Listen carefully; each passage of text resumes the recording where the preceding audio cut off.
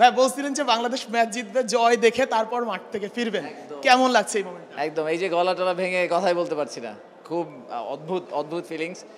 স্টেডিয়ামে এসে বাংলাদেশের খেলা, বাংলাদেশ জিতলো এরকম খেলা লাস্ট কবে দেখেছি আমার মনে নাই। In fact I don't know if I have ever seen it. So amazing feeling, amazing. আর এটা তো ভারতের সাথে খেলা, আমাদের একটা রাইভালরির ব্যাপার ছিল, সো সেটাও একটা খুব মনের কাছের একটা ব্যাপার আর কি। আমরা ম্যাচের আগে ভারতীয়রা আমাদের বিভিন্নভাবে ট্রল করছিল সামাজিক মাধ্যমে, ইভেন আমাদের ফেসবুক কিংবা ইউটিউবে এসে আমরা যেসব কন্টেন্টগুলো দিই সেগুলোতে অনেক বাজে বাজে ভাষা ব্যবহার করছে বিভিন্ন। এখন যে তাদেরকে আমরা একদম মাঠের খেলায় একদম ঠান্ডা করে দিলাম, এই মোমেন্টটাকে মাঠেই দেখাতে হবে খেলা।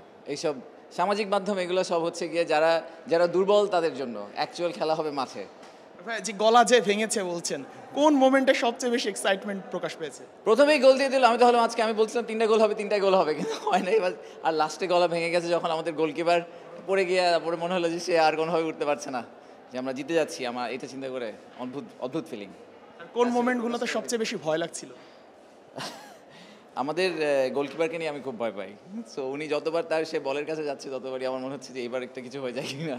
আসলে বাংলাদেশ জিতেছে, এজন্যই আসলে সবার মাঝে যে উন্মাদনা সেটাই প্রকাশ পাচ্ছে, এবং এই উন্মাদনাগুলোই আসলে ভাষায় প্রকাশ করার মতো আসলেই না। Sheikh Ashik, star news, Dhaka.